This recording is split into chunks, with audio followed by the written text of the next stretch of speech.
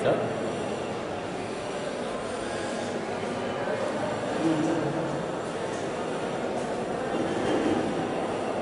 Welcome to the Sri Guru Independent New College Science. To the newcomer students of first PUC Science. So today we will start the first PUC portion. The subject is physics.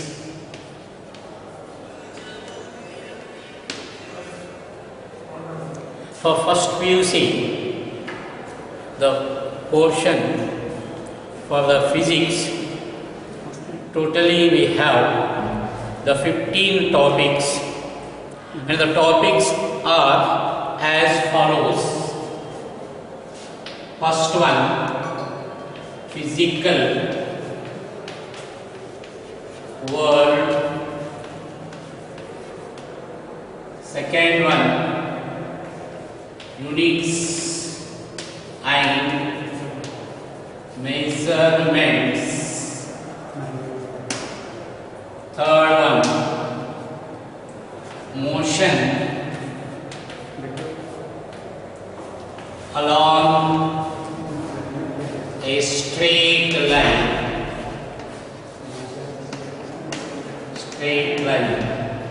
Third one, fourth one, motion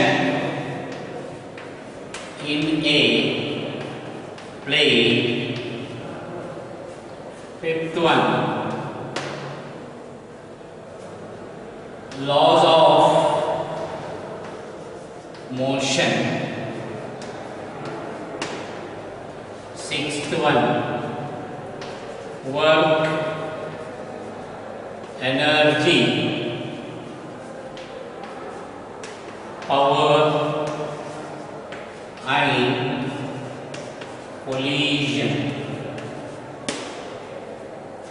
Seventh one, system of particles and rotational motion of a rigid body. Eighth one, gravitation.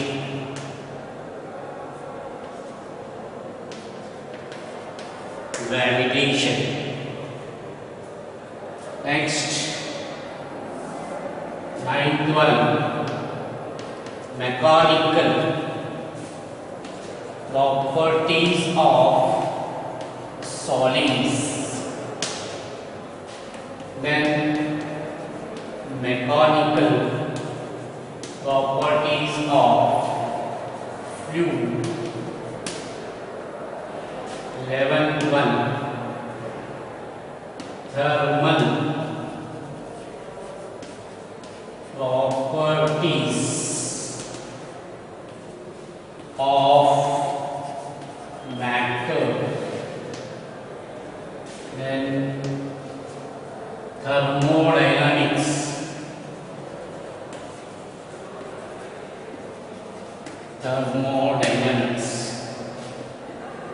13th one, kinetic theory of gases. 14th one, oscillations.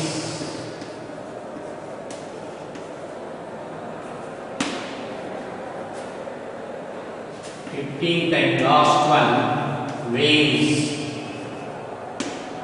So actually these are the topics which you are going to learning in first PUC science. So what are the topics which are present in first PUC? Many of the concepts actually was learned in the previous classes. In the previous classes, in the sense, in the 8th standard, 9th standard and 10th standard already, many of the concepts you are already studied. If you know the basics of these topics, what you was learned in the 8th standard, 9th standard and 10th standard, if you are perfect about those things, then you can able to cover, you can able to know about the 25% of first PUC portion. For example, here I will tell you, in case of a physical world, you was known about what is meant by physics. What is physics? As you know it already, the physics, it is the branch of science. Physics, it is the branch of science which deals with the nature. Which deals with the nature. And actually the nature, it will be manifested by two things. One is the matter and another is the energy. One is matter and another is energy. Already about the matter, as you know that matter is something which has a mass and occupy a space. It has a mass and occupy space. ಅದಕ್ಕೆ ನಾವು usually matter ಅಂತ ಕರಿತೀವಿ. Matter ಅಂದ್ರೆ it has a some mass. ದ್ರವ್ಯರಾಶಿ ಅಂತಲ್ಲ, ದ್ರವ್ಯರಾಶಿ ಅಂತ it has a some mass and it occupy a space. ಎಲ್ಲ ರೀತಿಯಿಂದ it will be cover some space, it will be need some space. So ಅದಕ್ಕೆ for that we will call it as a matter ಅಂತ ಕರಿತೀವಿ. And energy, which is nothing but capacity to do work. Capacity to do work is called energy ಅಂತ ಕರಿತೀವಿ. And this also already you was studied in the previous classes. Matter ಅಂತ ಅನ್ನೋದು ಕಲ್ತಿದ್ವಿ, energy ಅಂತ ಅನ್ನೋದು ಕಲ್ತಿದ್ವಿ.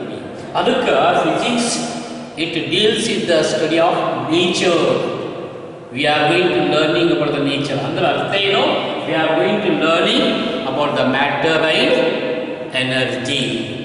ಅದಕ್ಕೆ ನಾವು we can also able to say physics is the study on matter and energy ಅಂತ ಕರೆಯಬಹುದು. Study on nature or study on matter and energy.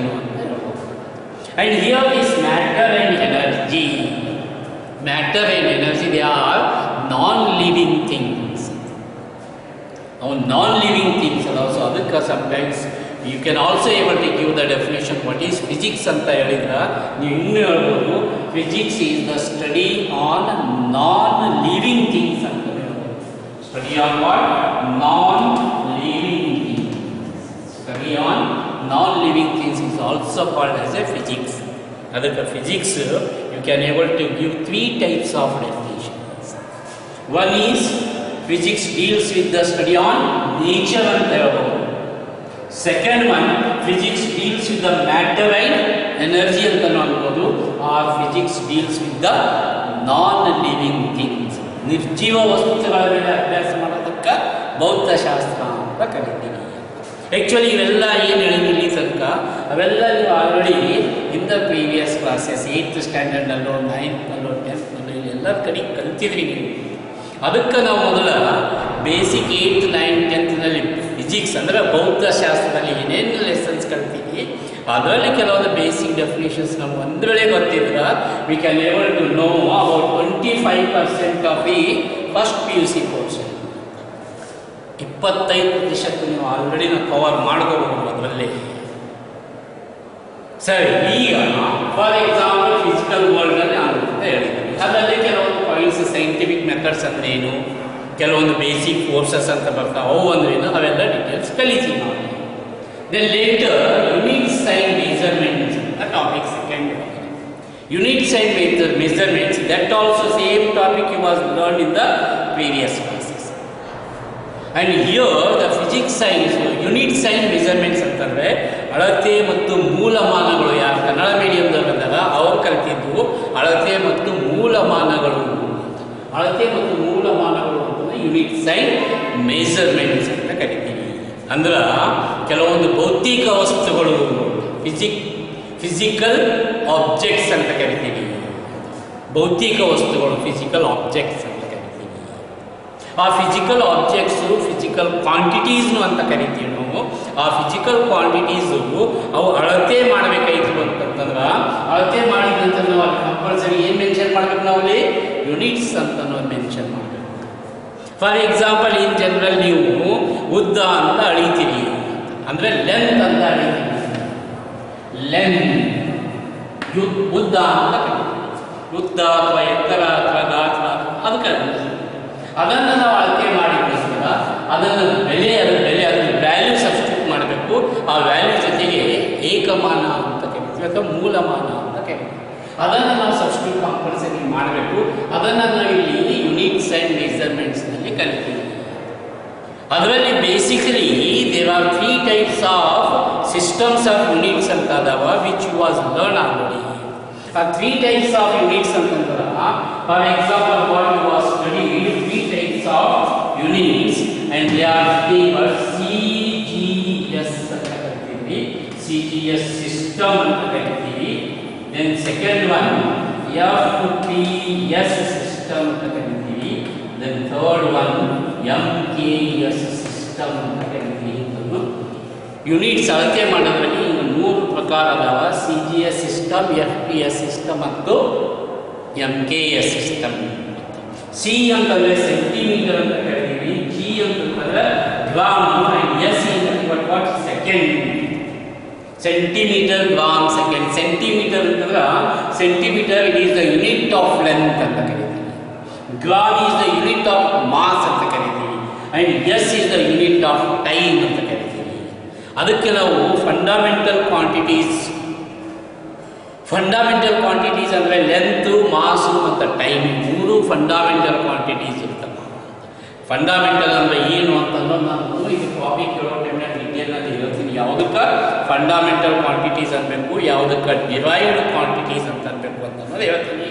ಇಲ್ಲಿ length, ಮಾಸು, time ಅವನ್ನ CGSನಲ್ಲಿ ಸೆಂಟಿಮೀಟರ್ ಅಂತ ಮೆಜರ್ಮೆಂಟ್ ಮಾಡ್ತೀವಿ ಲೆಂತಿಗೆ, ಗ್ರಾಮ್ ಅಂತ ಮೆಜರ್ಮೆಂಟ್ ಮಾಡ್ತೀವಿ, ಗ್ರಾಮ್ ಅಂತ ಮೆನ್ಷನ್ ಮಾಡ್ತೀವಿ ಯಾವುದಕ್ಕೆ ಮಾಸಿಗೆ, ಆ್ಯಂಡ್ ಟೈಮಿಗೆ ಸೆಕೆಂಡ್ ಅಂತ ಮಾಡ್ತೀವಿ. ಅದೇ ಪ್ರಕಾರ ಇನ್ ಕೇಸ್ ಆಫ್ FPS ಸಿಸ್ಟಮ್ನಲ್ಲಿ ಫೂಟ್ ಅಂತ ಲೆಂತ್ ಯೂನಿಟ್ ಇರ್ತದ, ಪೌಂಡ್ ಅಂತ ಮಾಸ್ ಯೂನಿಟ್ ಇರ್ತದ, ಮತ್ತು ಸೆಕೆಂಡ್ ಅಂತ ಟೈಮ್ ಯೂನಿಟ್ ಇರ್ತದ. Then similarly metre, kilogram, second ಇವು ಯೂನಿಟ್ ಬೇರೆ ಬೇರೆ ಸಿಸ್ಟಮ್ನಲ್ಲಿ ಈ ಬೇಸಿಕ್ ಫಂಡಮೆಂಟಲ್ ಕ್ವಾಂಟಿಟೀಸ್ಗೆ ಲೆಂತ್, ಮಾಸ್, ಟೈಮಿಗೆ ಇರ್ತದೆ. ಅದನ್ನು ನೀವು ಕಲ್ತಿರಿ actually. That also you was learn in the previous classes. ಅದಕ್ಕೆ ಹೇಳ್ತಾ ಇದ್ದೀನಿ, ಏನು 8th, 9th, 10thನಲ್ಲಿ ನೀವು ಇನ್ನೊಂದ್ಸಲ ಸಾಧ್ಯ ಆಗಿದೆ, if possible you can better to collect those books from your juniors, ನಿಮ್ಮಲ್ಲಿ ಅಥವಾ ನಿಮ್ಮ sisters, younger sisters, younger brothers ಯಾರಾದರೂ ಇದ್ರೆ, ಅಥವಾ ನಿಮ್ಮ ಅಕ್ಕಪಕ್ಕದವ್ರು ಯಾರಾದರೂ ಇದ್ರೆ ಅವ್ರ ಕಡೆಯಿಂದ ಬುಕ್ ಬೇಕಾದರೆ ಕಲೆಕ್ಟ್ ಮಾಡಿಕೊಂಡು ಇನ್ನೊಂದು ಸಾರಿ ನಿಮ್ಗೆ ಇನ್ನೂ 15 ದಿವಸ 20 ದಿವಸ ಟೈಮ್ ಇದೆ, ಅಷ್ಟರೊಳಗೆ ನೀವು ಇನ್ನೊಂದು ಸ್ವಲ್ಪ ರಿಕಾಲ್ ಮಾಡ್ಕೊಂಡ್ರಿ ಅಂತಂದ್ರೆ ಇಲ್ಲಿ PUCಗೆ ಬಂದಾಗ ಇವೆಲ್ಲ ನಾವು ಸ್ಟಡಿ ಮಾಡೋ ಟೈಮಲ್ಲಿ ಆ ಎಲ್ಲ ಡೆಫಿನೇಷನ್ಸು, ಆ ಎಲ್ಲ ಕ್ವಾಂಟಿಟೀಸು, ಆ ಕಾನ್ಸೆಪ್ಟ್ಸ್ ಎಲ್ಲ ಸ್ವಲ್ಪ ಕ್ಲಿಯರ್ ಆಗಿಬಿಡ್ತವೆ. ಇಲ್ಲಿ ಭಾಳ ಈಸಿ ಆಗಿಬಿಡ್ತವೆ, ವೆರಿ ಈಸಿ. ಅಂತ ಅವಾಗ ನೀವು ಗೊತ್ತಾಗ್ತದೆ ನಿಮ್ಗೆ ಎಷ್ಟು ಸಿಂಪಲ್ ಅದಲ್ಲ ಫಿಸಿಕ್ಸ್ ಸಬ್ಜೆಕ್ಟು ಅಂತಾರೆ. ಕೆಲವರು ಫಿಸಿಕ್ಸ್ ಭೌತಶಾಸ್ತ್ರ, ಕನ್ನಡದಲ್ಲಿ ಭೌತಶಾಸ್ತ್ರ ಅಂತೀವಿ, ಕೆಲವರು ಭೂತಶಾಸ್ತ್ರ ಅಂತ ತಿಳ್ಕೊತಾರೆ. ಅದು ಆ್ಯಕ್ಚುಲಿ ಭೂತಶಾಸ್ತ್ರ ಅಲ್ಲ, ಫಿಸಿಕ್ಸ್ ಭಾಳ ಸಿಂಪಲ್ ಆಗಿದೆ, ಭೌತಶಾಸ್ತ್ರ ಆ್ಯಕ್ಚುಲಿ ಭಾಳ ಸಿಂಪಲ್ ಆಗಿದೆ. Maximum quantities we are going to learning and those quantities actually in our daily life, ನಮ್ಮ ದಿನ ಬಳಕೆಯಲ್ಲಿ ಅಂತ ಎಷ್ಟೋ ಸಲ ನಾವು ಯೂಸ್ ಮಾಡ್ತೀವಿ. ಅದನ್ನು ಆ ವರ್ಡ್ಸನ್ನು ಯೂಸ್ ಮಾಡ್ತೀವಿ, ಆ ಕಾನ್ಸೆಪ್ಟ್ಸನ್ನು ಯೂಸ್ ಮಾಡ್ತೀವಿ. ಅದಕ್ಕೆ ಯಾವುದೂ ಡಿಫಿಕಲ್ಟ್ ಇಲ್ಲ, ಆ್ಯಕ್ಚುಲಿ ಇದು ಭಾಳ ಸಿಂಪಲ್ ಆಗಿದೆ. So that we will C ಅದು ಸಿಂಪಲ್ ಅಂತಂದ್ರೆ ನೀವು ದಿನ ಬಳಕೆಯಲ್ಲಿ ಯೂಸ್ ಮಾಡ್ಕೋತಾ ಸೈನ್ಸ್ ವರ್ಡ್ಸ್ ಯೂಸ್ ಮಾಡ್ಕೋತಾ ಹೋಗಿದ್ರೆ ನಿಮ್ಗೆ ಗೊತ್ತಾಗುತ್ತೆ ಎಷ್ಟು ಸಿಂಪಲ್ ಅಂತ. ಸರಿ, ಯೂನಿಟ್ಸ್ ಆ್ಯಂಡ್ ಮೆಜರ್ಮೆಂಟ್ಸ್ನಲ್ಲಿ ಇದು ಬೇಸಿಕ್ ಫಂಡಮೆಂಟಲ್ ಅದಾವ. ಇವೆಲ್ಲದನ್ನ ಬಿಟ್ಟು ಹೊಸ ಸಿಸ್ಟಮ್ ಮಾಡಿರೋದು scientist, world scientist, they were made the one conference. ಆ conference they were decided the common unit which it will be used throughout the world, which we will call it as system of international units. ಯಾವುದು system of international units ಅಂದ್ರೆ SI system ಅಂತ ಕರಿತೀವಿ ಅದನ್ನು. SI system SI units ಅಂತ ಕರಿತೀವಿ. SI system ಅಥವಾ SI system of units ಅಂತ ಕರಿತೀವಿ. ಅದು ಕಾಮನ್ ಆಗಿ ಎಲ್ಲರೂ ಯೂಸ್ ಮಾಡ್ತೀವಿ. ಈಗ ಇತ್ತೀಚೆಗೆಲ್ಲ ಯೂಸ್ ಮಾಡೋದು CGS FPS ಜಾಸ್ತಿ ಯೂಸ್ ಮಾಡಲ್ಲ, MKS ಅಂತ ಯೂಸ್ ಮಾಡ್ತೀವಿ. ಇದು MKS ಸಿಸ್ಟಮ್ ಮತ್ತು ಇದು SI ಸಿಸ್ಟಮ್ ಎರಡು ಒಂದಕ್ಕೊಂದು ಸಿಮಿಲರ್ ಇರ್ತವೆ. ಯಾರು ಸಿಮಿಲರ್ ಅದನ್ನು ಯೂಸ್ ಮಾಡ್ತೀವಿ. ಅದಕ್ಕೆ ಇವು ಜಾಸ್ತಿ ಯೂಸ್ ಮಾಡೋದು ಮಾಡಂಗಿಲ್ಲ, ಇದನ್ನು ಜಾಸ್ತಿ ಯೂಸ್ ಮಾಡ್ತೀವಿ. That we will see in the detail topics. ಅಂದ್ರೆ what you are going to learning in this topic. So generally basically measurements, ಅಳತೆ ಮತ್ತು ಮೂಲಮಾನಗಳು ಅವನ್ನು ಕಲಿತಿ. In that topic fundamental quantities ಅಂದ್ರೇನು, ಡಿರೈವ್ಡ್ ಕ್ವಾಂಟಿಟೀಸ್ ಅಂದ್ರೇನು, ಅದಕ್ಕೆ units, the units of those quantities in different systems, what we have that we are learning in this topic. Then later motion along a straight line. Motion ಚಲನೆ ಅಂತ ಕರಿತೀವಿ. ಚಲನೆ ಸರಳ ರೇಖೆಯಲ್ಲಿ, that means motion of a body along a straight line. ಸರಳ ರೇಖೆಯಲ್ಲಿ ಚಲನೆ ಅಂದರೆ ಯಾವುದೇ ವಸ್ತು, the object which is moving along a straight line. When ever it is moving along a straight line, actually ಅದು ದಿಕ್ಕನ್ನು ಬದಲಾಯಿಸಲ್ಲ, ಒಂದೇ ದಿಕ್ಕಿನಲ್ಲಿ ಹೋಗ್ತಾ ಇರ್ತದೆ.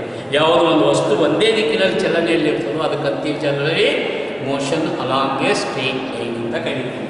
About this motion of a body along a straight line, ಅದರಲ್ಲಿಯೂ ಕೆಲವೊಂದು ಬೇಸಿಕ್ ಫಂಡಮೆಂಟಲ್ ಡೆಫಿನಿಷನ್ಸ್ ಇರ್ತವೆ. Physical quantities ಅಂತ ಕರಿತೀವಿ. ಅದರಲ್ಲಿನೂ many physical quantities you was learn. For example ಒಂದೆರಡು ಎಕ್ಸಾಂಪಲ್ ಬೇಕಾದಾಗ ಅದರಲ್ಲಿ in case of a motion of a body along a straight ಲೈನಲ್ಲಿ ಬೇಸಿಕ್ ಡೆಫಿನಿಷನ್ಸ್ ಏನು ಬರ್ತವ ಅಂತಂದ್ರೆ ರೆಸ್ಟ್ ಅಂತ ಬರ್ತದೆ, ಸ್ಥಿರ ಅಂತ ಕರಿತೀವಿ ರೆಸ್ಟ್. ದೆನ್ ಮೋಷನ್ ಅಂತ ಕರಿತೀವಿ, ಚಲನೆ. ಚಲನೆ ಎಂದರೆ what is the rest, what is motion. Then after this distance travel,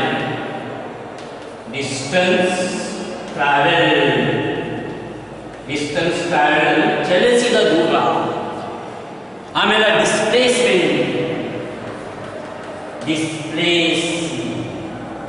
displacement ಅಂದ್ರೆ ಸ್ಥಾನ ಪಲ್ಲಟ. That also you was know, ಅದನ್ನು ನಿಮ್ಗೆ ಗೊತ್ತಿಲ್ಲ. ಆಫ್ಟರ್ ಡಿಸ್ಪ್ಲೇಸ್ಮೆಂಟ್ ಸ್ಪೀಡ್ ಅಂದರೆ ಜವ ಅಂತ ಕರೀತೀವಿ. ಸ್ಪೀಡ್ ಅಂದರೆ ಏನು, what is speed are defines. ಆಮೇಲೆ ವೆಲಾಸಿಟಿ, ಆಮೇಲೆ ಎಕ್ಸಲರೇಷನ್. ಇವಿಷ್ಟು ಎಲ್ಲ ನಾವು ಇವು ಬೇಕು ನಮಗೆ. These quantities they must be need in case of whenever we are learning about motion of a body along a straight line. You basically know iವೆಲ್ಲ definitions. These definitions we must have to know, and actually we was learn all these definitions in the previous classes.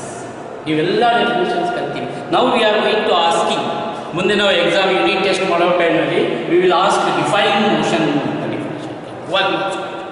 one mark, one answer questions. Define displacement ಅಂತ ಹೇಳ್ತೀವಿ, define speed ಅಂತ ಹೇಳ್ತೀವಿ, define velocity ಅಂತ ಹೇಳ್ತೀವಿ, define acceleration ಇವೆಲ್ಲ definitions ಕೇಳ್ತೀವಿ ನಾವು. We will ask the unit test ಅಂತ ಕೇಳ್ತೀವಿ. ಬಟ್ ಆಲ್ರೆಡಿ ವಾಸ್ ಲರ್ನ್ಡ್, ಇಲ್ಲೇ ನಾವು ಓದಬೇಕಂತ ಇಲ್ಲ. ಆಲ್ರೆಡಿ ನಾವು 8th 9th 10th ಸ್ಟ್ಯಾಂಡರ್ಡ್ ಒಳಗೆ ಕೆಲವೊಂದು ಕೇಸಸ್ನಲ್ಲಿ ಇವೆಲ್ಲ ಸ್ಟಡಿ ಮಾಡಿದ್ವಿ. ಅದಕ್ಕೆ ಹೇಳೋದು ನಿಮ್ಗೆ ಸಾಧ್ಯ ಆಗಿ ಇನ್ನೊಂದು ಸಲ ನಾನು ರಿಪೀಟ್ ಮಾಡ್ತೀನಿ. If possible, better to collect the 8th 9th 10th standard books and better to separate the topics which are related with physics. Science ಅಂತ ಇರ್ತದೆ ನಿಮ್ಮಲ್ಲಿ. ಸೈನ್ಸ್ ಫಸ್ಟ್ ಬುಕ್ಕಿನಲ್ಲಿ ಫಿಸಿಕ್ಸ್ ಕೆಮಿಸ್ಟ್ರಿ ಇರ್ತದೆ, ಸೆಕೆಂಡ್ ಬುಕ್ಕಿನಲ್ಲಿ ಬಯಾಲಜಿ ಇರ್ತದೆ. ನೀವು ಫಿಸಿಕ್ಸ್ ಯಾವ್ಯಾವ topics ಬೇಕಾದರೆ 8th 9th separate ಮಾಡಿಕೊಂಡು ಅದನ್ನು ಅದರ ಬಗ್ಗೆ ಕೆಲವೊಂದು ಟಾಪಿಕ್ ಬಗ್ಗೆ ನೀವು ಸ್ವಲ್ಪ ಸ್ಟಡಿ ಮಾಡಿಕೊಂಡು ಇವೆಲ್ಲ ಡೆಫಿನೇಷನ್ಸ್ ನೋಡ್ಕೊಂಡಿದ್ರೆ ಇಲ್ಲಿ PUC ಬಂದಾಗ ಯಾವುದೂ ಡಿಫಿಕಲ್ಟ್ ಆಗಲ್ಲ. ಎಲ್ಲ ಬೇಸಿಕ್ಸ್ ಗೊತ್ತಾಗ್ಬಿಡ್ತಾವೆ, ಈಸಿ ಅನ್ನಿಸ್ತದೆ. Is it right? ವೆಲಾಸಿಟಿ ಇವೆಲ್ಲ ಬೇಸಿಕ್ ಡೆಫಿನೇಷನ್ಸ್ ಎಲ್ಲ ಗೊತ್ತಾಗಿವು. Motion of a body along a straight line. ಇಲ್ಲಿನೂ ನಾವು ಹೇಳ್ತೀವಿ, ರೆಸ್ಟ್ ಇನ್ನೊಂದ್ಸಲ ರಿಪೀಟ್ ಮಾಡ್ತೀವಿ. ಅದನ್ನೇ ರೆಸ್ಟ್ ಅಂದ್ರೇನು, ಮೋಷನ್ ಅಂದ್ರೆ ಏನು, ಡಿಸ್ಪ್ಲೇಸ್ಮೆಂಟ್ ಅಂದರೆ ಸ್ಪೀಡ್ ಅಂದರೆ ಏನು. ಫಾರ್ ಎಕ್ಸಾಂಪಲ್ ವೆಲಾಸಿಟಿ ಅಂತ ಡಿಫೈನ್ ಮಾಡ್ತೀವಿ. ಇಲ್ಲಿ ವೆಲಾಸಿಟಿ ಡಿಫೈನ್ ಮಾಡುವ ಟೈಮಲ್ಲಿ the rate of change of displacement ಏನದು rate of change of displacement is called velocity.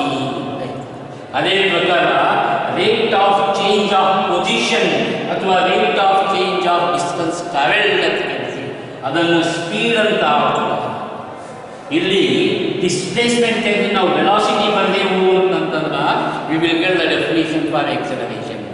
What here? Rate of change of displacement in place of displacement. If you will write velocity, that means rate of change of velocity, that is nothing but acceleration. How basic definitions adava, ivella definitions actually was learned in previous classes. Those definitions again we are going to repeating.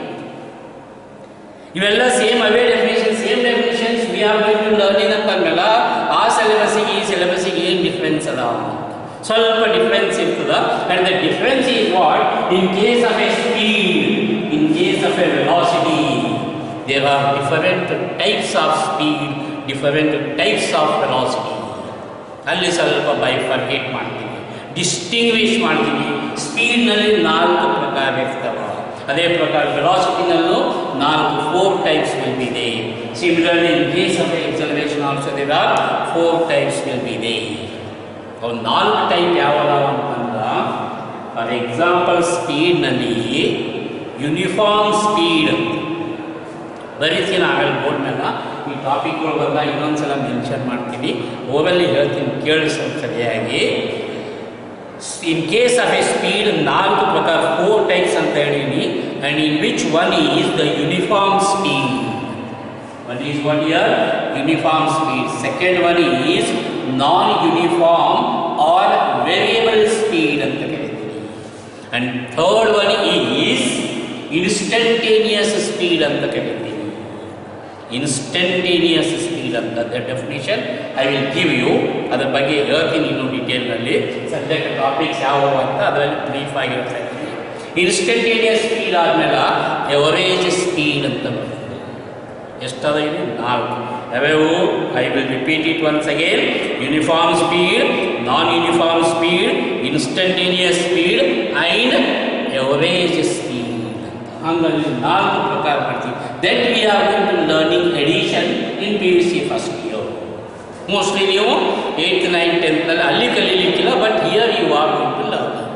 ಅದು extra ಇಲ್ಲಿ ಸ್ವಲ್ಪ extension ಆಗ್ತದೆ with mathematical relations ಅಂತ. ಕೆಲವೊಂದು formula ಬರ್ತವೆ. Velocity formula ಏನು, acceleration formula ಏನು, ಅವು ಫಾರ್ಮುಲಾ ಇಲ್ಲಿ ಪ್ರೂವ್ ಮಾಡ್ತೀನೋ. ಡಿಸ್ಟೆನ್ಸ್ ಟ್ರಾವೆಲ್ಡ್ ಅಂದ್ರೆ ಏನು, ಅದ್ರ ಫಾರ್ಮುಲಾ ಏನು, that we are going to learn. Similarly, in case of a velocity also, uniform velocity, non-uniform velocity, instantaneous velocity, average velocity. ಅದೇ ಪ್ರಕಾರ in case of acceleration also, acceleration ನಲ್ಲೂ 4 ಪ್ರಕಾರ: uniform acceleration, non-uniform acceleration, instantaneous acceleration and average acceleration. ಅದು that we are going to learn extra in this topic. Along with there are few equations will be there. ಅದರ ಜೊತೆ ಕೆಲವೊಂದು equations of motion ಅಂತ ಕರೀತೀವಿ. ಆ equations of motion also we are going to learn. ನೀವು mostly 9th ಸ್ಟ್ಯಾಂಡರ್ಡ್ನಲ್ಲಿ ಇರಬೇಕು. ಆ equations of motion just formula ಬರೆದಿವಿ ನೀವು. ಆ ಫಾರ್ಮುಲಾ ಒಂದು ಫಾರ್ಮುಲಾ ಬರೆದು ತೋರಿಸ್ತೀನಿ ಬೇಕಾಗಿಲ್ಲ. ಆ ಫಾರ್ಮುಲಾ ಏನಿರ್ತದ v = u + at ಅಂತ ಬರೀತೀವಿ. ಇದು ಫಾರ್ಮುಲಾ ಬರ್ತೀವಿ ನೀವು ಡೈರೆಕ್ಟ್. v ಅಂದ್ರೆ final velocity, u means initial velocity, a means acceleration and t is nothing but time taken. Just directly you wrote the formula there, but here we are going to prove that. Graph ಹಾಕಿದನ್ನು prove ಮಾಡ್ತೀವಿ. Graphical ಮೆಥಡ್ದಿಂದ we are going to show that v = u + at. Similarly, s = ut plus half at square ಅಂತಲೂ you know that equation also. That also we are going to prove it. ಅಂಥವು total 5 equations ಬರ್ತವೆ ಇಲ್ಲಿ. 2 ತೋರಿಸಿದ್ವಿ. Totally there are 5 equations will be there. Out of 5 equations, 3 equations we have to prove that. ಆ 3 equations out of 5, 3 equations derivation ಅಂತ ಹೇಳ್ತೀವಿ. ಅದನ್ನು ಬಿಡಿಸ್ಬೇಕು ನಾವು, ಅದನ್ನು ಡಿರೈವ್ ಮಾಡಬೇಕಂತ ಹೇಳ್ತೀವಿ. ಆ ಡೆರಿವೇಷನ್ಸ್ ಇರ್ತದೆ ಎಷ್ಟು? ಮೂರು ಇಕ್ವೇಷನ್ಸಿಗೆ ಡೆವಿಯೇಷನ್ ಇರ್ತದೆ, ಎರಡು ಇಕ್ವೇಷನ್ ಡೈರೆಕ್ಟ್ ಬರೀತೀವಿ ನಾವು ಅಷ್ಟೇ. ಅದಕ್ಕೂ ಡೆವಿಯೇಷನ್ಸ್ ಅದಾವ, ಬಟ್ ನಿಮ್ಮ ಫಸ್ಟ್ ಪಿ ಯು ಸಿ ಲೆವೆಲಿಗೆ ಅದರ ಡೆವಿಯೇಷನ್ ಕೇಳಂಗಿಲ್ಲ. ಕೇಳೋದು ಮೂರು ಡೆವಿಯೇಷನ್ ಕೇಳ್ತಾರೆ. ಸರಿ, ಇವೆಲ್ಲ ಬರೋದು ಯಾವ ಟಾಪಿಕ್ನಲ್ಲಿ? ಇದು ಮೂರನೇ ಟಾಪಿಕ್ನಲ್ಲಿ.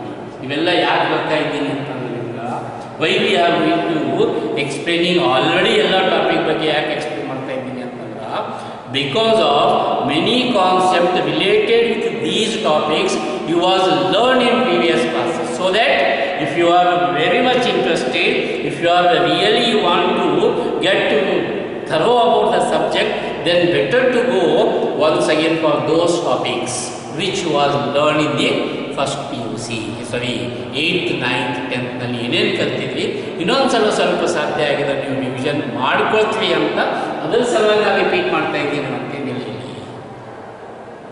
ಅದಕ್ಕೆ ನೀವು ಮನ್ಸು ಮಾಡಿದ್ರೆ ಬೇಕಾದಾಗ ಮಾಡ್ಬೋದು. ಇನ್ನೂ ನಿಮಗೆ ಸೆಪ್ಟೆಂಬರ್ 1 ತನಕ ಇನ್ ಜನರಲ್ ಎಲ್ಲಿ ಕ್ಲಾಸಸ್ ಸ್ಟಾರ್ಟ್ ಆಗಂಗಿಲ್ಲ.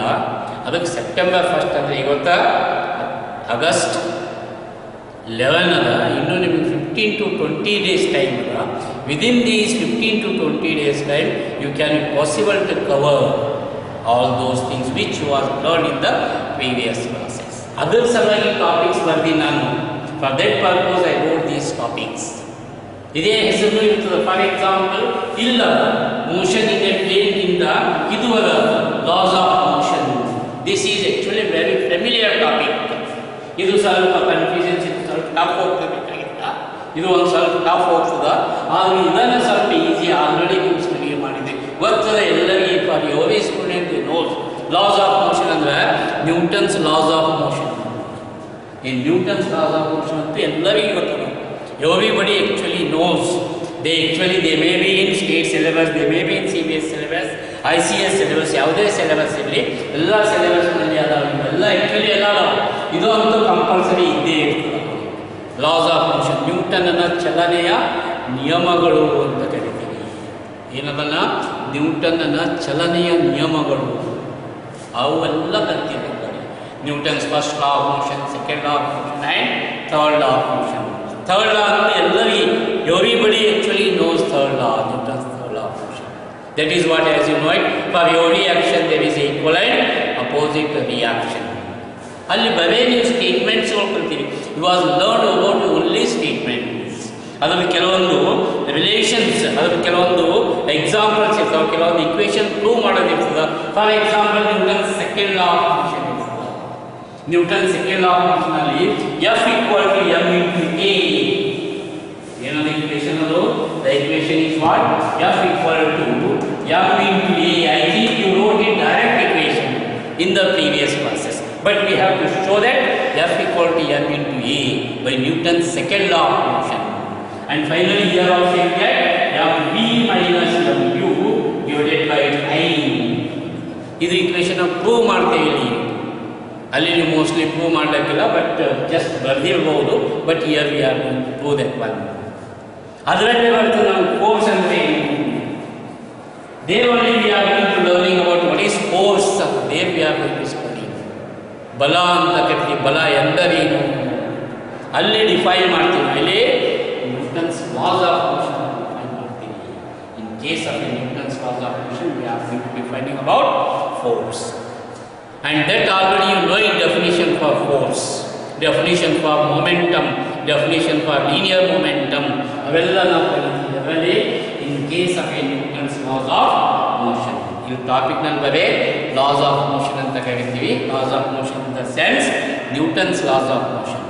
ಮತ್ತು confuse ಮಾಡ್ಕೊಳ್ಬೇಡಿ.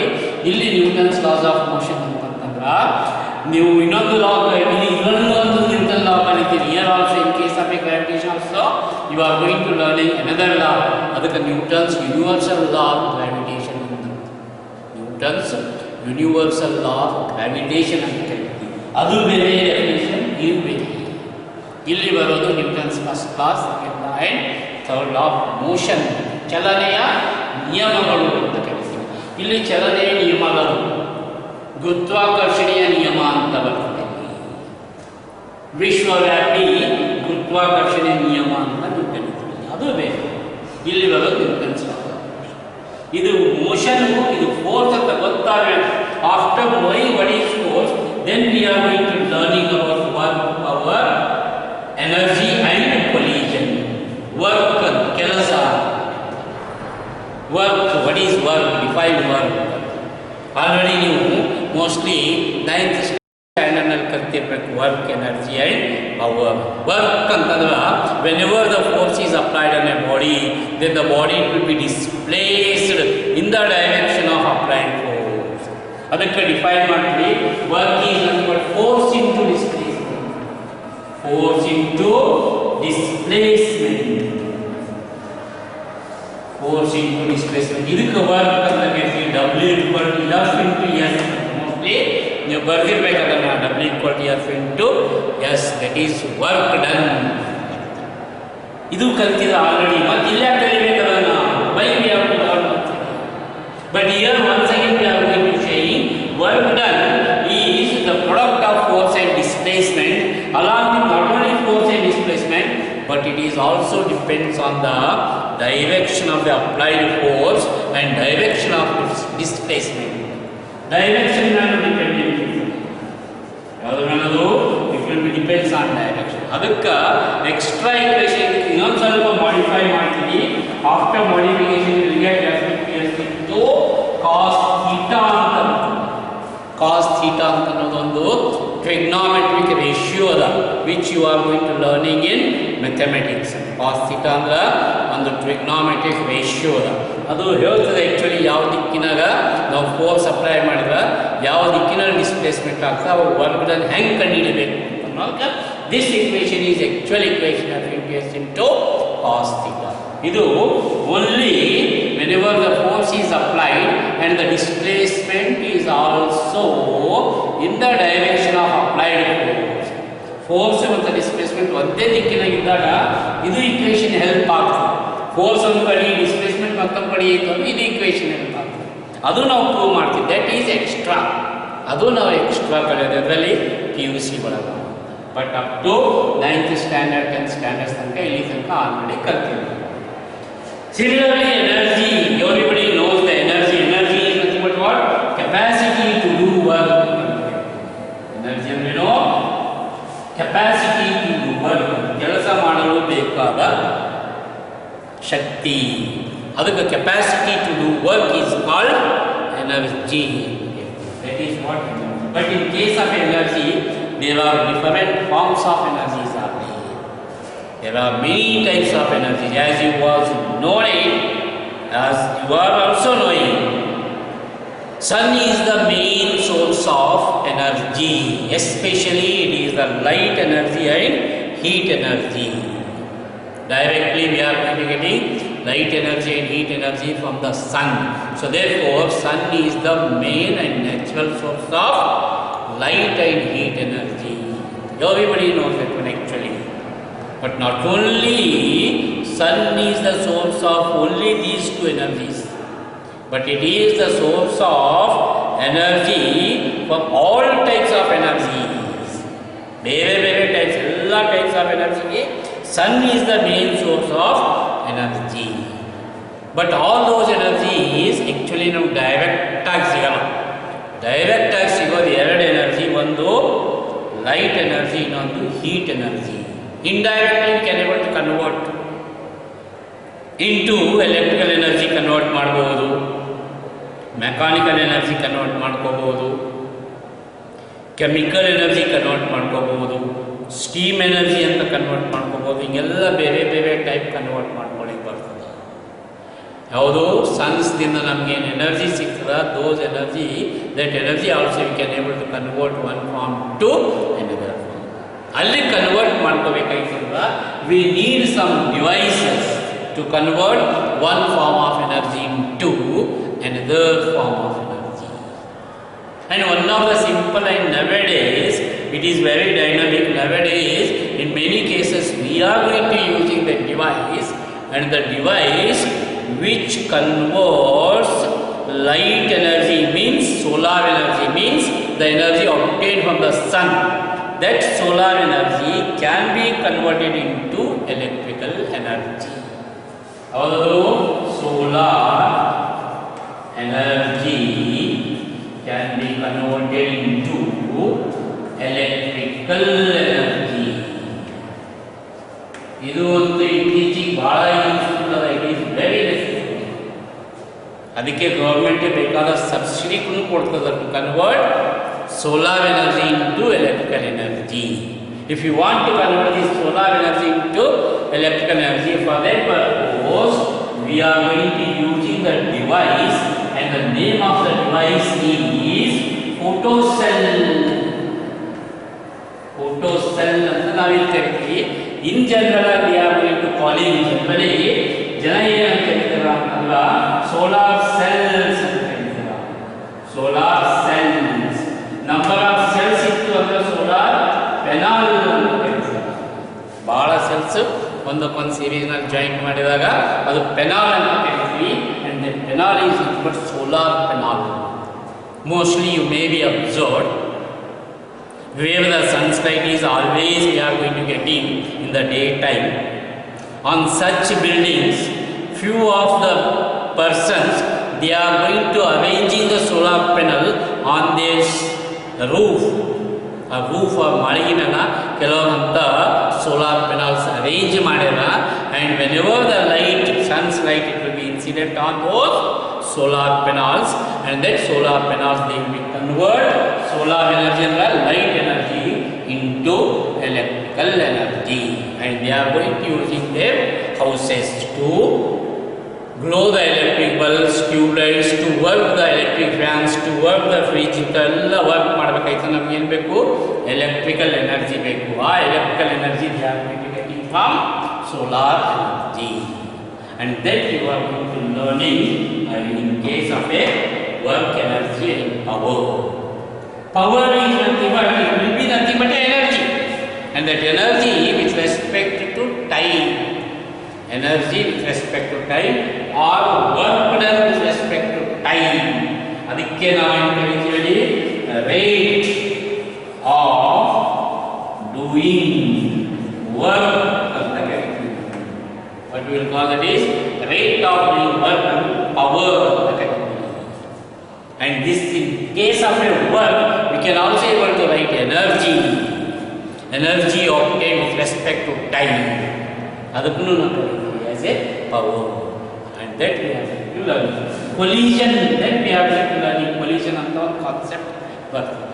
whenever the two bodies either they are moving in the same direction, whenever the two bodies either they are moving in the same direction or in the opposite direction, or they are moving in the different directions. If one, it will be falls on the another, one body will be falls on the another, then the phenomena generally we call it as collision. Okay, that we call it as a collision. Whenever the two bodies they are moving in any direction, if they will be falls on one another, the phenomena is known as collision, and that is what we are going to learning in work energy, power and collision. System of particles and rotational motion of rigid body. rotational motion, motion ನಲ್ಲಿ different types ಇರ್ತಾವ. ಒಂದು motion of a body along a straight line ಅಂತ, which we will call it as a translatory motion ಅಂತಲೂ ಕರೀತೀವಿ. ಯಾವುದು translatory ಮೋಷನಿಗೆ motion of a body along a straight line. ಆಮೇಲೆ rotational motion ಅಂತ, here you are learning about rotational motion. ಆ rotational motion ಅದು ಇನ್ನೊಂದು type, another type of motion ಇದೆ, and that is what we are oscillatory motion. So ಅದಕ್ಕೆ actually there are three types of motions are there: translatory motion, rotational motion and oscillatory motion. ಇಲ್ಲೆಲ್ಲ ಬರುತ್ತೀವಿ, ಇಲ್ಲೆಲ್ಲ ಕಲ್ತಿರ್ತೀವಿ, ಇದ್ರಲ್ಲಿ ಕಲ್ತಿದ್ದೆಲ್ಲ ಟ್ರಾನ್ಸ್ಲೇಟರಿ motion. rotational motion we are going to learning in this topic, 7th topic ಇರ್ತದ, ಅದರಲ್ಲಿ rotational motion. For example, as you are going to observing rotational motion, the earth is moving around the sun. Earth is moving around the sun, and the motion, the nature of motion, the type of motion of the earth around the sun is nothing but that is what is rotational motion. For example, you bicycle ಓಡಿಸ್ತೀವಿ, bicycle ಓಡಿಸೋ ಟೈಮಲ್ಲಿ ಗಾಳಿ rim that it will be moving, that it is going to in a motion, and that motion is also what we will call it as rotational motion. And actually for further topics, for further classes, this rotational motion is very important, especially you are going towards the automobile ಅಂತ ಒಂದು branch ಬರ್ತದೆ. PUC ಆದ್ಮೇಲೆ engineering ಹೋದಾಗ automobile ಅಂತ ಒಂದು branch ಬರ್ತದೆ. In case of automobile ಇದು rotational motion concept is very very important. Because of in case of automobile ಅಂತ ಬಂದಾಗ ಅಲ್ಲಿ ಮೋಷನ್ ಆಫ್ ಎ ಮಷೀನ್ಸ್ ಇರ್ತದೆ, ಮೋಷನ್ ಆಫ್ ಎ ವೆಹಿಕಲ್ಸ್ ಕಲಿಬೇಕಾಗ್ತದೆ. ವೆಹಿಕಲ್ ಹ್ಯಾಂಗೆ ಡಿಸೈನ್ ಮಾಡಬೇಕು, ಅದು ಯಾವೇ ಹೆಚ್ಚಿಗೆ ಬರಬೇಕಂದ್ರೆ ಏನು ಡಿಸೈನ್ ಮಾಡಬೇಕು, ಅಲ್ಲೆಲ್ಲ ಮೋಷನ್ ಅಂತ ಯಾವ ಮೋಷನ್ ಬರ್ತದೆ ಅಲ್ಲಿ ರೊಟೇಷನಲ್ ಮೋಷನ್ ಬಗ್ಗೆ ಬರ್ತದೆ. ಅದಕ್ಕಲ್ಲಿ ರೊಟೇಷನಲ್ ಮೋಷನ್ ಬಗ್ಗೆ ನಾವು ಸ್ಟಡಿ ಅದರಲ್ಲಿ ಇನರ್ಷಿಯಾ ಅಂತ ಒಂದು ಕಾನ್ಸೆಪ್ಟ್ ಬರ್ತದೆ, which we will call it as a moment of inertia. Of course ಅದು ಸ್ವಲ್ಪ ನಿಮ್ಗೆ ಹೊಸದಾಗಿರ್ತದೆ, that you may not will learn in the previous classes. Mostly ಅದು ನೀವು ಕಲೀಲಿಕ್ಕಿಲ್ಲ, ಅದು ಒಂದು ಸ್ವಲ್ಪ ನಿಮಗೆ ಸ್ವಲ್ಪ ಡಿಫಿಕಲ್ಟ್ ಅನಿಸ್ಬೋದು, ಇದೆಲ್ಲ ಡಿಫಿಕಲ್ಟು ಬಟ್ ಅನಿಸ್ಬೋದು. ಯಾಕಂದ್ರೆ ಇನರ್ಷಿಯಾ ಅಂತ ಕರಿತೀವಿ. ಇನರ್ಷಿಯಾ ಇದ್ರ ಬಗ್ಗೆ we will discuss detail about that one in the regular topics. Regular ನಾವು ಡಿಸ್ಕಷನ್ ಮಾಡ್ತೀವಿ. ಇದ್ರ ಬಗ್ಗೆ ನೀವು ಅಷ್ಟೇ ತಿಳಿಕಷ್ಟು ಸದ್ಯಕ್ಕಂತೂ ಬೇಕಾಗಿಲ್ಲ. ಇಲ್ಲಿ ಸದ್ಯಕ್ಕೆ ಎಲ್ಲ ಬೇಕಾದಷ್ಟು ಕಾನ್ಸೆಪ್ಟ್ಸ್ ಅದಾವೆ which you was learn in the previous classes. ಅವೆಲ್ಲ ಸ್ವಲ್ಪ ರಿವಿಷನ್ ಮಾಡಿದ್ರೆ ಭಾಳ ಚಲೋ ಆಗ್ತದೆ. ನಿಮ್ಗೆ ಮುಂದೆ ಕ್ಲಾಸಿಗೆ ಬಂದಾಗ ಭಾಳ ಈಸಿ ಆಗ್ತದೆ. ಆಫ್ಟರ್ ದಿಸ್ ಗ್ರಾವಿಟೇಷನ್, ಇದು ಅಂತೂ ಜನರಲ್ ಟಾಪಿಕ್ ಅದ. You was already I think in 10th standard you may be learn this. ಆ 10th ಸ್ಟ್ಯಾಂಡರ್ಡ್ನಾಗ ಮೋಸ್ಟ್ಲಿ ನೀವು ಕಲ್ತಿರ್ಬೇಕಾದ ಗ್ರಾವಿಟೇಷನ್, ಗುರುತ್ವಾಕರ್ಷಣೆ. ಅದರಲ್ಲಿ Newton's universal law of gravitation ಅಂತ main point, main law important. ಅದರಲ್ಲಿಂದಲೇ ಎಲ್ಲ ಟಾಪಿಕ್ ಬರ್ತದೆ. ಭೂಮಿ ವಿಶ್ವವ್ಯಾಪಿ ಗುರುತ್ವಾಕರ್ಷಣೆ ನಿಯಮ, ಅದರ ಬಗ್ಗೆ ಸಾಕಷ್ಟು ಎಕ್ಸಾಂಪಲ್ನು ಹೇಳಿರ್ತಾರೆ. ಮೋಸ್ಟ್ಲಿ ನೀವೆಲ್ಲ ಕೇಳಿರಬೇಕು. ನ್ಯೂಟನ್ ಗಿಡ ಕೆಳಗೆ ಕೂತಿದ್ದು ಮಾವಿನ ಗಿಡ ಕೆಳಗೆ, ಮಾವಿನ ಗಿಡ ಕೆಳಗೆ ಮಾವಿನಕಾಯಿ ಕೆಳಗೆ ಬರ್ತದೆ. ಅವಾಗ ಮತ್ತೆ ಮ್ಯಾಲೆ ಆರಿಸ್ಕೊಡ್ತಾನೆ, ಮತ್ತೆ ಕೆಳಗೆ ಬರ್ತದೆ. ಯಾಕೆ ಬರ್ತದೆ ಅಂತ ನಾವು ಸ್ಟಡಿ ಮಾಡ್ತಾನೆ. ಅವಾಗ ಹೇಳ್ತಾನೆ ಅಲ್ಲಿ ಈ ದೇವಿ ಅಟ್ ದಟ್ ಟೈಮ್ ಈ was stating Newton's law of gravitation. ಅದಕ್ಕೆ ಅಲ್ಲಿ ಹೇಳ್ತೀನಿ, every body it will be attracted with another body, and the force between the two bodies, force of attraction between the two bodies, it will be directly proportional to the product of their masses and inversely proportional to the square of distance between them. ಅಂತ ಒಂದು statement ನೀವು ಓದಿರ್ತೀರ. ಅದೇ important ನಮಗಿರಲ್ಲ, ಅದು basic ನಮ್ಗೆ ಬೇಕದು. That already was studied in the previous classes. ಅದನ್ನು ನೀವು ಕಲ್ತಿದ್ರಿ, ಅದನ್ನೇ ನಾವು ಮತ್ತೊಂದು ಸಲ ರಿಪೀಟ್ ಮಾಡ್ತೀವಿ. ಅದ್ರ ಜೊತೆಗೆ ಎಕ್ಸ್ಟ್ರಾ ಏನು ಕಲಿತೀವಿ ಅಂತಂದ್ರೆ gravity, acceleration due to gravity ಅಂತ ಕಲಿತೀವಿ. ಅದು ಸ್ವಲ್ಪ ಎಕ್ಸ್ಟ್ರಾ ಇರ್ತದೆ, ಅದನ್ನು ಡೆಫಿನೇಷನ್ ಗೊತ್ತಿರ್ತದೆ ನಿಮ್ಗೆ. ಅದರ ಜೊತೆಗೆ variation of acceleration due to gravity with height with depth ಅಂತಲೂ ಬರ್ತದೆ. ಅದನ್ನು ಫಾರ್ಮುಲಾ ಬರ್ತದೆ, ಇಲ್ಲಿ ಫಾರ್ಮುಲಾ ಪ್ರೂವ್ ಮಾಡ್ತದೆ. that you are going to learning in gravitation. After this, ಇವೆಲ್ಲ ಟಾಪಿಕ್ಸ್ ಫಿಸಿಕ್ಸ್ನಲ್ಲಿ 2 ಪಾರ್ಟ್ ಬರ್ತವ. ಫಸ್ಟ್ PUC ಒಳಗೆ ಫಿಸಿಕ್ಸ್ನಲ್ಲಿ 2 ಪಾರ್ಟ್ಸ್ ಬರ್ತವ, ಪಾರ್ಟ್ 1 ಪಾರ್ಟ್ 2 ಅಂತ. ಇವೆಲ್ಲ ಟಾಪಿಕ್ಸ್ ಬರೋದು ಪಾರ್ಟ್ 1ನಲ್ಲಿ ಬರ್ತವ. ಟೋಟಲಿ 120 ಅವರ್ಸ್ ಅಂತ CBSE ICSE ಸಿಲೆಬಸ್ ಆಗಲಿ ಅಥವಾ NCERT ಸಿಲೆಬಸ್ ಆಗಲಿ ಅದರಲ್ಲಿ 120 ಅವರ್ಸ್ ಅಂತ ಅವ್ರು ಮೆನ್ಷನ್ ಮಾಡಿರ್ತಾರೆ. ಆ 120 ಅವರ್ಸ್ನಲ್ಲಿ ಈ ಪಾರ್ಟ್ 1ನಲ್ಲಿ 68 ಅವರ್ಸ್ ಅದ. ಪಾರ್ಟ್ 1 ಎಷ್ಟರಲ್ಲಿ 68 ಅವರ್ಸ್ ಅದ. ಪಾರ್ಟ್ 2 ಒಳಗೆ 52 ಅವರ್ಸ್ ಅದ. ಟೋಟಲ್ ಎಷ್ಟು 120 ಅವರ್ಸ್ ಆಗುತ್ತೆ. ಇಷ್ಟೆಲ್ಲ ಬರೋದು ಪಾರ್ಟ್ 1 ನಲ್ಲಿ. This much you are going to learning in part 1. ಇಲ್ಲಿ ಪಾರ್ಟ್ 2 ನಲ್ಲಿ ಇವು ಟಾಪಿಕ್ಸ್. ಇಲ್ಲಿ ಪಾರ್ಟ್ 2 ನಲ್ಲಿ ಮೆಕ್ಯಾನಿಕಲ್ ಪ್ರಾಪರ್ಟೀಸ್ ಆಫ್ ಸಾಲಿಡ್ಸ್ ಅಂತ ಬರ್ತದೆ. ಇನ್ ಜನರಲ್ ನಿಮ್ಗೆ ಗೊತ್ತಿರಬೇಕು, ಮೋಸ್ಟ್ಲಿ ಮ್ಯಾಟರ್ ಅಂತ ಇದೆ. ಮೊದಲು ಸ್ಟಾರ್ಟಿಂಗ್ ಇರೋದನ್ನ ಫಿಸಿಕಲ್ ವರ್ಲ್ಡ್ನಲ್ಲಿ ಮ್ಯಾಟರ್ ಅಂತ ಹೇಳೋದು. which has a mass and occupies space. In general, matter it is of three states available around. Matter will be available in three states, and the different states of matter actually you know it. Three states of matter actually you know it, the three states of matter. And the three states of matter, one solid state of matter, second one liquid state of matter, third one is gaseous state. These are the three different states of matter. Adರಲ್ಲಿ ಇದರ mechanical properties ಇರುತ್ತವೆ. Mechanical properties of solids. ಯಾಂತ್ರಿಕ ಅಂತ ಕರೀತಾರೆ ಮೆಕ್ಯಾನಿಕ್ಸಿಗೆ. ಯಾಂತ್ರಿಕ ಶಕ್ತಿ ಅಥವಾ mechanical energy ಅಂತ ಏನು ಕರಿತೀವಿ, ಯಾಂತ್ರಿಕ ಶಕ್ತಿ. ಯಾಂತ್ರಿಕ ಅಂದ್ರೆ ಮೆಕ್ಯಾನಿಕಲ್ ಅಂತ ಕರೀತಾರೆ. ಅದು properties, mechanical properties of solids.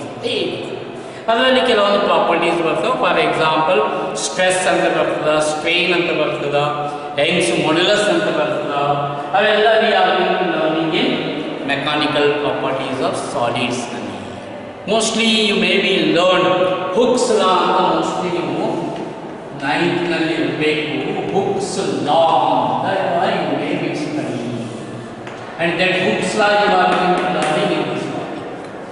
ಅಲ್ಲಿ ಕಲಿತೀವಿ ಹುಕ್ಸ್ ಲಾ ಅಂತ ಏನು ಅದನ್ನು. That may be you known it.